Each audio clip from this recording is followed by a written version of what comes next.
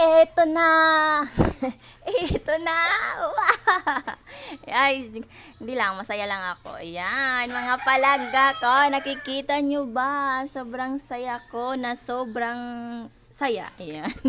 Hindi ko ma-explain yung saya ko kasi nakabili na po ako ng aking mababalot para this coming Christmas ngayong 24.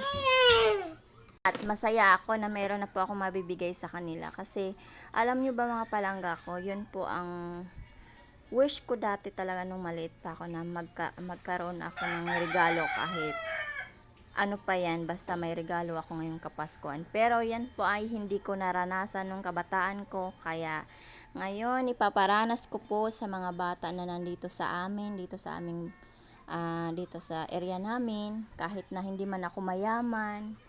Pero, sabi nga nila, it's better to give than to receive.